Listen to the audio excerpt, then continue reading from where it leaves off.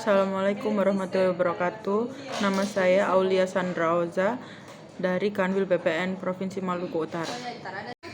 Assalamualaikum. Pada hari ini saya akan menjelaskan isu faktual terkait di instansi Kanwil BPN Maluku Utara, terutama di dalam pelayanan publik.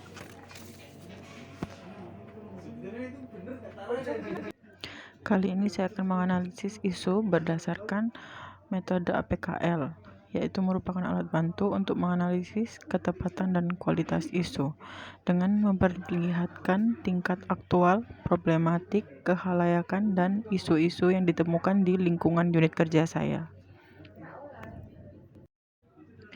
Berikut adalah tabel analisis isu berdasarkan kriteria APKL. Saya mengambil 3 permasalahan. Yang pertama tentang sistem perekrutan pegawai tidak tetap, dan yang kedua standar operasional di kantor pertanahan yang belum maksimal, serta belum bisa menerapkan pelayanan yang bersinergi dengan instansi lain. Berdasarkan hasil analisis di atas, isu yang memenuhi syarat ialah isu kedua, yaitu standar operasional di kantor pertanahan belum maksimal karena masih minimnya fasilitas penunjang dan belum tersertifikasinya petugas loket. Nilai dari kriteria APKL-nya sebesar 19 poin. Sehingga saya akan membahas kelayakan dari isu tersebut. Berikut fishbone dari analisis yang saya lakukan. Terdapat 6 permasalahan. Yang pertama, permasalahan brosur dan pamflet, kemudian tempat, sumber daya manusia, proses, fasilitas pendukung, serta skill. Yang pertama terkait pamflet dan brosur, sedikitnya pamflet dan brosur yang terdapat di kantor pertanahan bahkan tidak ada, dan hal ini tentu berhubungan dengan menurunnya nilai pelayanan.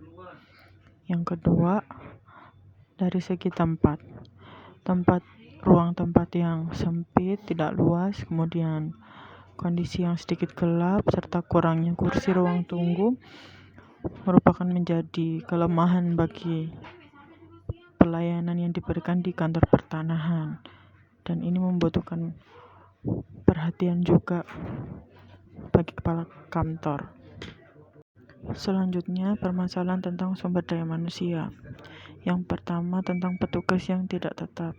Maksudnya ialah petugas loket banyak yang bukan PNS sehingga masih pegawai kontrak, dan apabila kontraknya mereka habis atau mereka mengundurkan diri, maka butuh waktu lagi untuk mentraining pegawai yang baru di loket, dan ini tentu memakan waktu dan juga berpengaruh terhadap pelayanan suatu kantor pertanahan.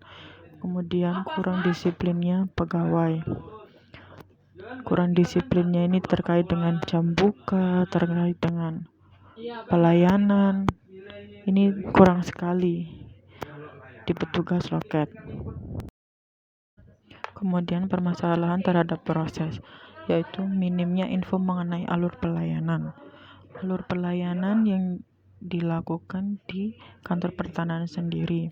Misalnya, pemohon masih belum tahu dari proses tahapan awal mendaftar atau selanjutnya kemana, ke bagian apa.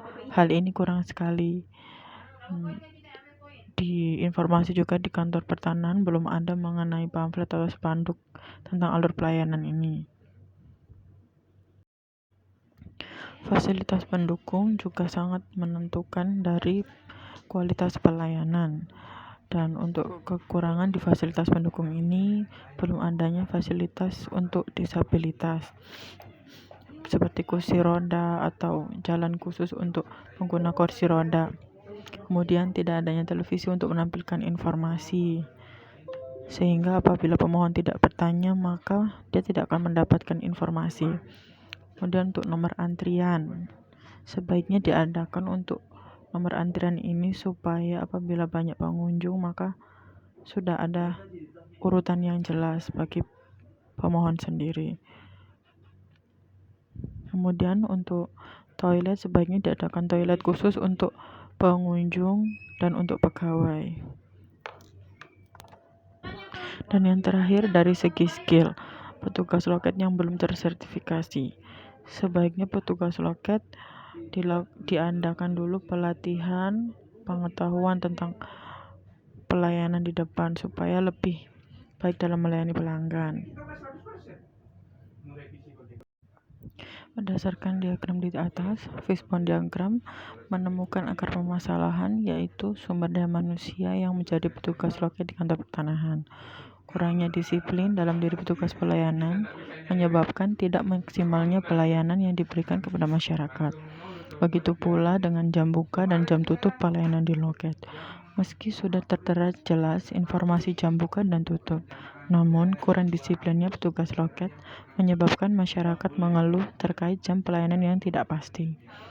Tindakan tersebut menunjukkan rendahnya tingkat disiplin kerja pegawai dan dapat dilihat juga rendahnya kualitas pelayanan yang diberikan kepada masyarakat.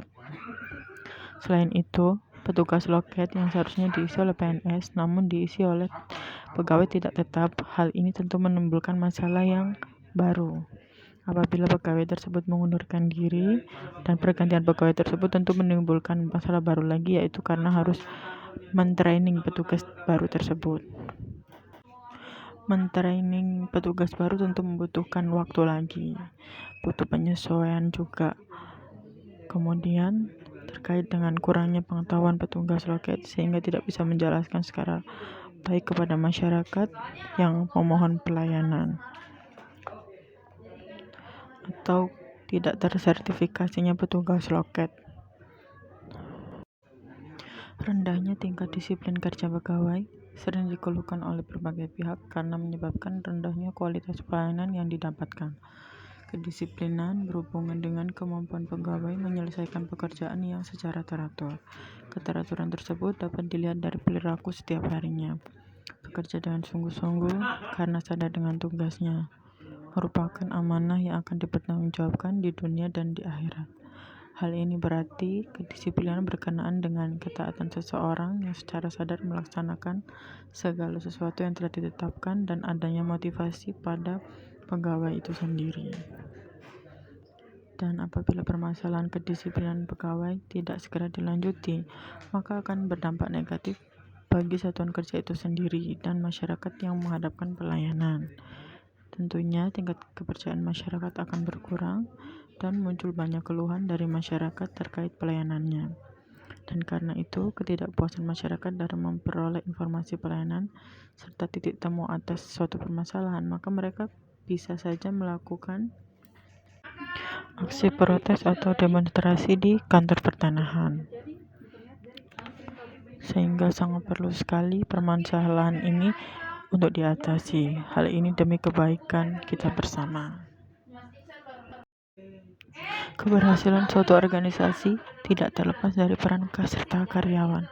Kedisiplinan karyawan merupakan salah satu faktor penting dalam memperlancar aktivitas kerja untuk mencapai tujuan suatu instansi. Bila disiplin karyawan tidak dapat diterapkan, maka kemungkinan tujuan yang telah ditetapkan tidak akan tercapai.